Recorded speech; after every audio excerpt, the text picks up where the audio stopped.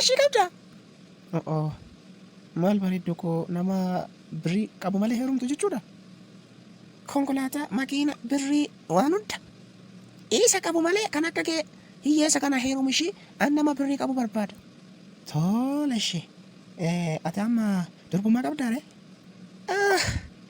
Dhiiga yoo barbaadde obboleessa. Qeeraa jira qeeraa been ishee. Atis maallaqa yoo barbaadde baankitti heerumta. Ashama akkam jirtu nagaaf gammachuun badhaadhillee bakka jirtanitti isiniif haa baay'atu nagaan koo balali'ee daangaa ce'ee laga darbee addunyaatti darbee uummata Oromoo koo addunyaa mararra jirtan isin bira naaf haa dhaqqabu kutaaf amantaan hunda waliin qoodne badhaadhinni cufa ilmaan Oromootiif haa ta'u jecha egaa kanaan dura maxxansa ture hin beektu maxxansa kana dhiisee gara komeedii afaan Oromoo gaggabaabaa hojjedhee isiniif dhiyeessutti deebi'ee jira maaliif yoo jettan maqaan chaanal yuutuubiin maqaa ijoollee Oromootiin baname hedduunsaa maxxansa gosa tokko hojii gosa tokko irratti bobba'ee jira hojii gosa tokko maxxansa waan ta'eef egaa saba koo ani immoo maaliif isa kana dhiisee gara kanatti in deebi'u yaadda jedhuun gara kanatti deebi'ee jira animeeshinii afaan Oromootiin komeedii gaggabaabaa isiniif dhiyeessaa baay'ee shaaf warra haaraa subscribe gochuun maatii keenya ta'a akka jabaadhuuf immoo laayik naaf tolcha yaada yoo qabaattan komeetii jalatti nuuf barreessaa isiniin jedha baay'een isin jaalladha ulfaadha. Wayne ilaa mucaa maal fakkaatu tokko argeen maqaan isaa eenyu bulee wayne mucaa kan bareedu seete way bulee argite maal gootere moo akkuma keeti kaanii nagaa wal fuutanii dhiistee fiigaa dhufe. Ilaa yoonata akka dubbattu mee guyyaa tokkotti akkamitti waan biraa dubbadde sila nagaa fuudhuun alaatti nagaa fuudhee bakka sun qabdee akka dhiisi gala biraa nagaa lakkoofsa wal jijjiirree. Qooyet akkamitti mee mucaa bareedaa akkasii arginaan jetta dhuftee oduu isaan dubbisin yookaan oduu isaan sun qatiin nama akkamitti qooyat? Ishi bakka ammuma bira deema ishee bareedduu koonatti mufatiin Datti dawwee eenyutu naa bubbuttaree nyaara keessi mul'atu beeki garaan dhiira maaf na nyaaru kanarraa maala naara siiginaaru kanarraa. Innaa akkam bulte bulee koo fayyaa keetii bultiin si nagaadha? Nagaadha galata waaqaa fayyaa miti ati maali? Chiikii biraan dhaanne har'a na waamteerti bee jirtaati duuba. Isa maatii yalee na waamte jirti hin deema bakki intin callaanuu na dhibee bakkaanu hin deema hundaafuu. Hin dandeessi adaraa kee deembannaati. Tole bakka hin deema ishee siif jedhee hin deema dammoo.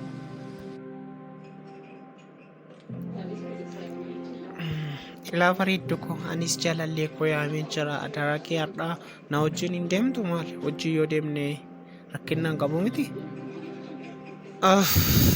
Otoo wajjin deemne baay'ee bareedaadha garuu ilaa bareeddu koo anis har'a bannaa akka malee isaalcheen jira isa arguu barbaadeetiin bakka atis deemee anis deemee galgala odeeffannoo waliif kennina ishii.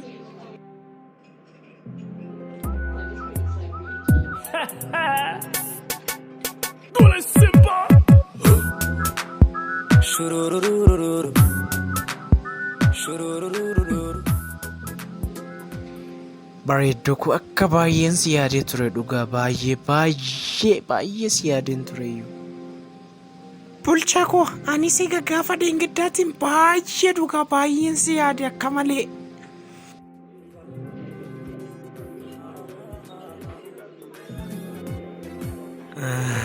Innaa bareedduu koo akkam jirta nagaa keetadha? Dhugaa baddee akka malee maal namaaf illee bilbiltu nagaadhuma. Eeyyee nagaadhuma bareedaa kiyya baali maal si fakkaate baduun al tokko barbaachisaadha mini ani immoo akka dubaroo kaanii callisee dhiira bira marmaruun barbaadu kanaaf hin badeeshi. Fayyaa kiyya na gargaari. Mee har'a mallatteetu baa siin jaalladha naan jedha daraa kee akka dhiira kaanii maal qooyi anillee dhiiroma ba'a nan jaallattu moo dhugaa natti himi. Bareedaa koo akkamitti si jibban adaraa kee ammoo an akka dhiira sodaadhu na beektamne kanaaf hin bara. Na dhageessa egaa dhiira sodaatte dhalaa barbaadadha gadhee Bakka bareeddu koo boruu lagarra. Bulchaa koo mana dhiistu deemuu fi ambar siina lafuura baafachuus ta'e furachuun natti ulfaata bulchaa koo. Baay'een si jaalladha. Bareeddu koo anis yoom si jibba seetetti baay'ee man si jaalladha dhugaa. Boruu lagarra. Baay'ee si jaalladha ishii bulchaa koo bakka boruu lagarra ishii haa ta'u. Sindiin kuushii waan si deebisuun barbaadu baay'ee man si jaalladha.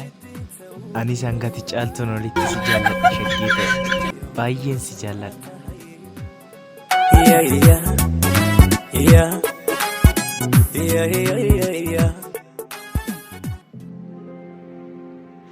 Tish balaa wanni gadhee waa'ee natti bullaatee bannaadha. Maal qabatu bulchaa wajjin deemee jaalala isaanii qulqullaasan daawwachaa oolee jiraadhe. Gaadhaadha gadhee wajjin ooluun oolmaa namaa balleessa. Lammata adaala isheen dhaqu lammata.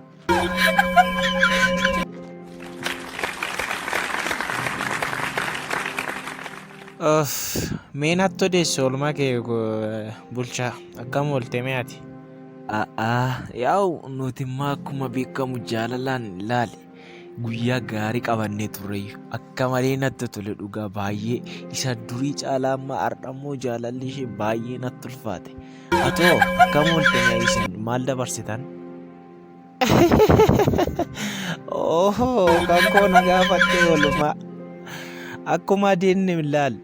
Jalqaba nagaa fuudhuun xiffii wal'aa'uudhaaf fuula ishee dha'e fuula koona dhoofte achi booddee teenyee buna dhugne an dhiira akka kee hin barbaadu shamarra akka koo malee naal jette oolmaa bareedaa qabannee oolle.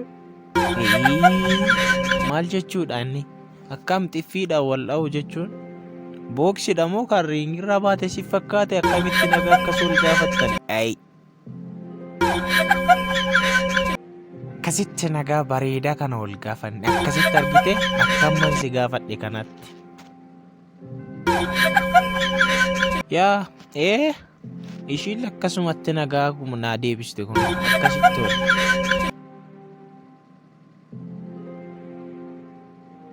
Billy and Bulja by Faiza.